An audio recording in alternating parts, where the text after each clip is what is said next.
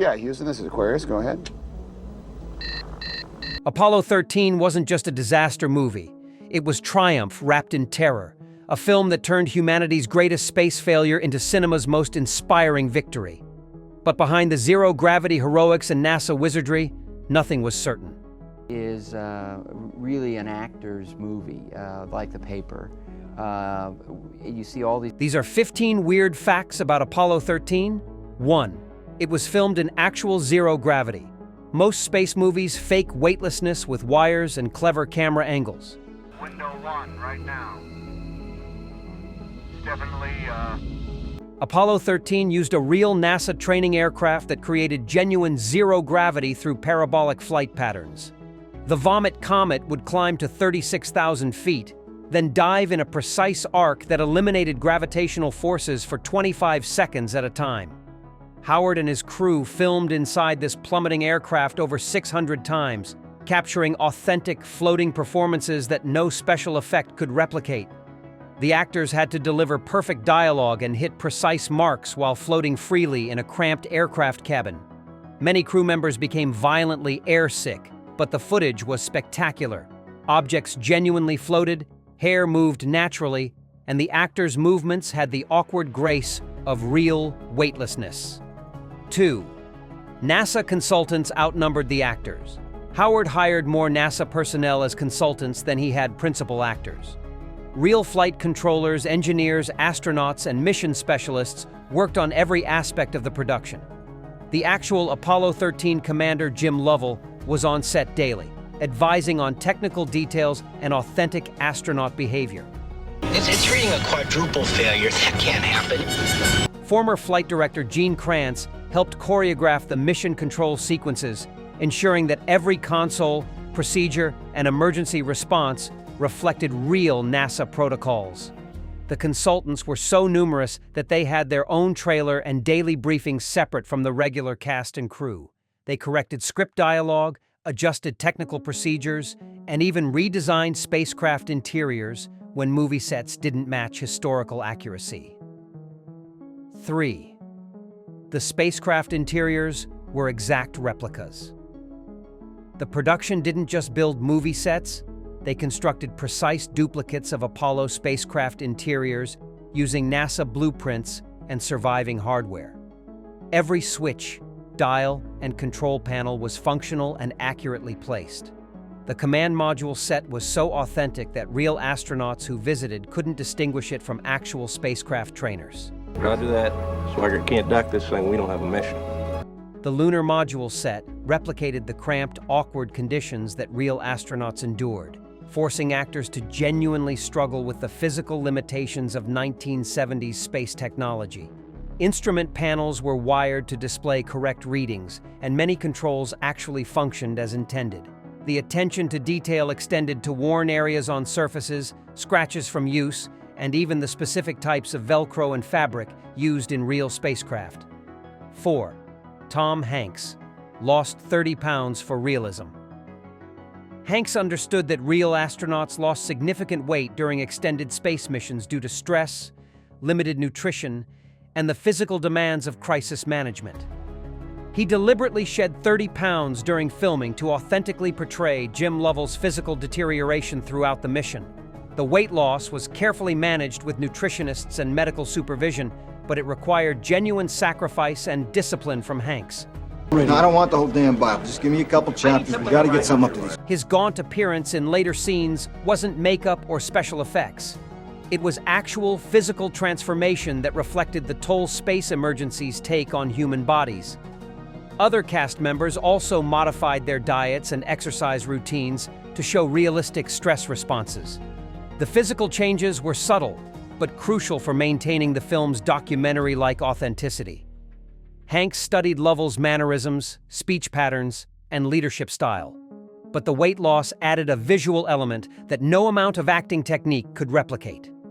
Sometimes the most convincing performances require actors to literally embody their characters' physical experiences rather than just pretending to undergo them. The real Jim Lovell has a cameo as a naval officer. The actual Apollo 13 commander appears in the film as the captain of the recovery ship USS Iwo Jima, welcoming the astronauts home after splashdown. Lovell's cameo was Ron Howard's way of honoring the man whose story inspired the film, but it also created an unusual situation where the real hero watched actors portray his life-threatening experience.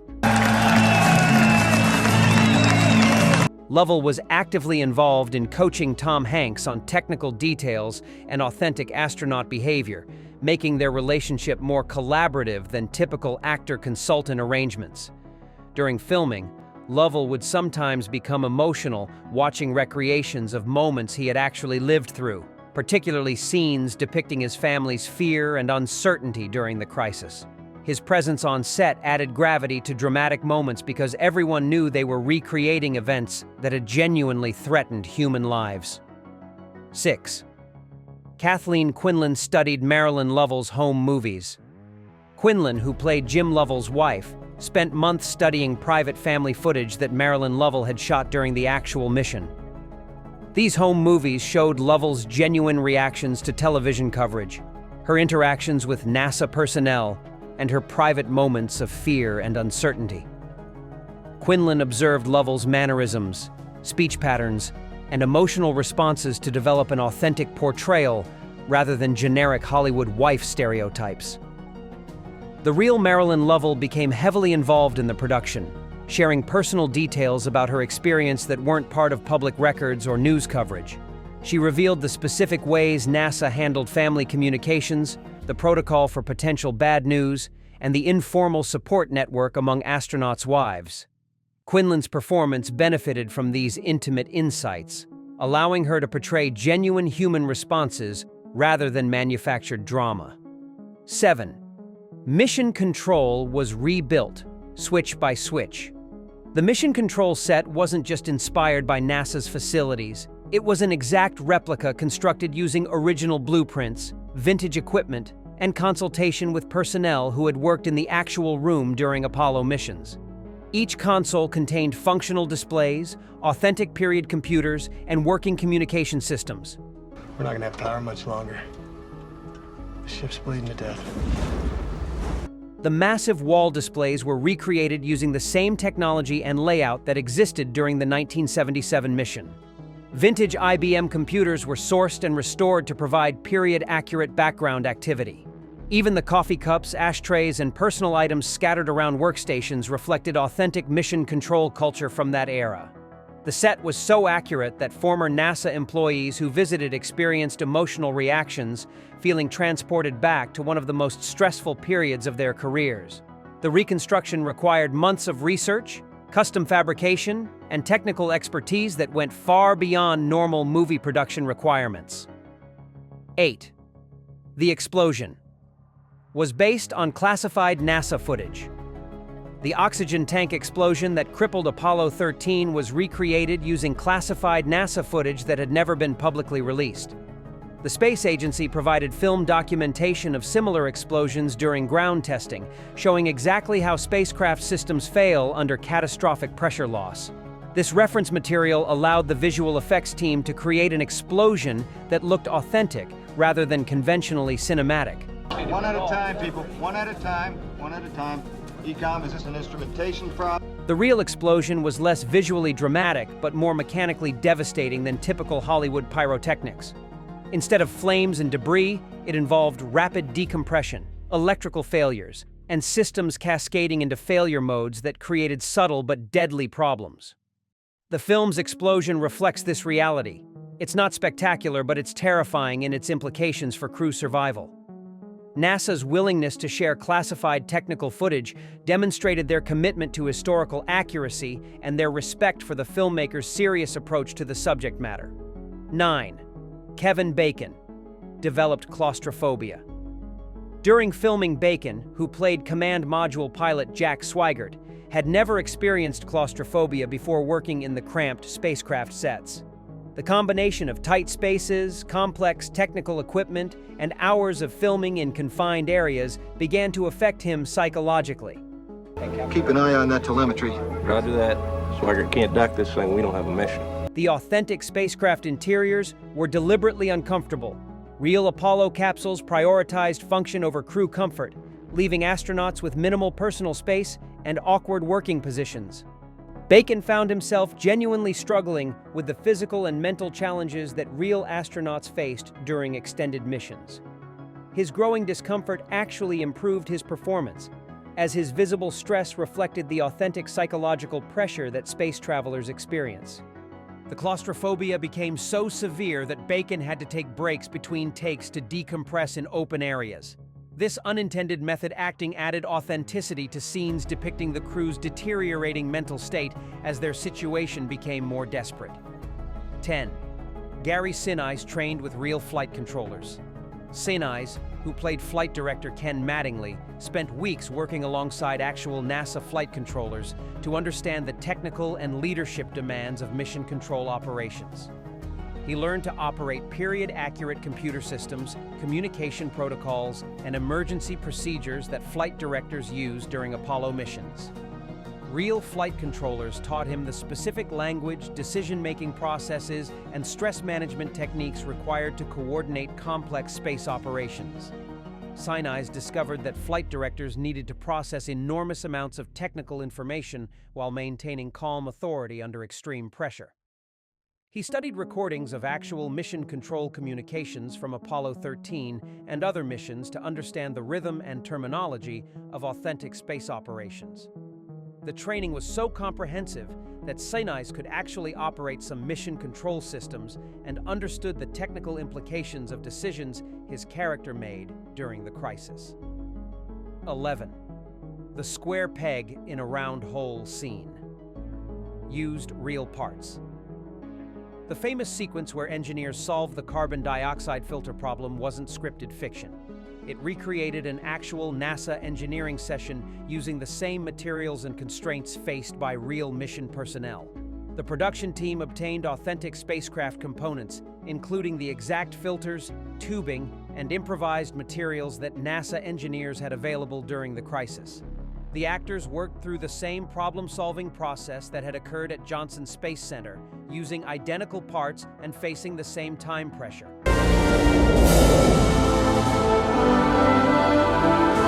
The solution shown in the film matches the actual jury-rigged system that saved the real astronauts' lives.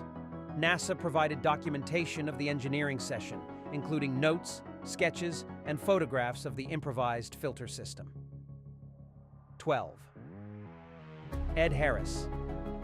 Studied Gene Kranz for 2 years. Harris didn't just play flight director Gene Kranz. He became him through months of intensive study and personal consultation with the real NASA legend. Kranz spent countless hours with Harris, sharing not just technical knowledge but personal insights about leadership, decision-making, and managing human resources during crisis situations. Harris learned Kranz's distinctive mannerisms, speech patterns, and leadership philosophy that made him one of NASA's most respected flight directors. The actor studied mission control footage, audio recordings, and written records from multiple Apollo missions to understand how Kranz operated under pressure. He even adopted Kranz's famous vest-wearing habit, commissioning replicas of the actual vests that Kranz wore during historic missions. The transformation was so complete that NASA personnel who worked with the real Kranz had difficulty distinguishing Harris's portrayal from their memories of actual events. 13. The splashdown required Navy cooperation. The ocean recovery sequences weren't filmed in studio tanks. They used actual Navy ships, helicopters, and recovery procedures identical to those employed during real Apollo missions. The USS Iwo Jima, which had recovered multiple Apollo crews, was brought out of reserve status to serve as the recovery vessel for filming. Real Navy divers, helicopter crews, and recovery specialists performed the same procedures they had used during actual space missions. The splashdown itself was recreated using a full-scale command module replica that could withstand ocean conditions and provide realistic footage of spacecraft recovery operations. Navy protocols required the same safety measures, communication procedures, and coordination between ships and aircraft that characterized actual Apollo recoveries. 14. The film changed NASA's public image. Apollo. 13 premiered during a period when NASA was struggling with budget cuts and public indifference to space exploration. The film reminded audiences of the agency's problem-solving capabilities, technical expertise, and human drama that characterized the Apollo era. NASA experienced increased public support, recruitment applications, and congressional interest following the film's release. The movie demonstrated that space program stories could be commercially successful while maintaining technical accuracy, encouraging other filmmakers to approach aerospace subjects with similar respect. NASA began using the film in training programs and public relations efforts, recognizing its value as both entertainment and education. The collaboration between Hollywood and NASA on Apollo 13 established a template for future partnerships that balanced dramatic storytelling with scientific accuracy. 15th, it launched the era of technical authenticity in Hollywood. Apollo 13 established new standards for historical and technical accuracy in mainstream filmmaking, influencing how Hollywood approached true stories involving science, technology, and engineering. The film proved that audiences appreciated authentic details and realistic problem-solving rather than simplified explanations or manufactured drama. Its success encouraged other filmmakers to invest in genuine expertise and accurate recreation rather than relying on generic conventions or obvious fiction. The movie's meticulous attention to period details, technical procedures, and human behavior under stress became a template for prestige biographical films. NASA's positive response to the film encouraged other government agencies and scientific organizations to cooperate with filmmakers committed to accuracy. The production's approach to research, consultation, and authentic recreation influenced everything from medical dramas to military films, raising audience expectations for realism in technically complex stories. Drop a comment below. What legendary film should we dive into next?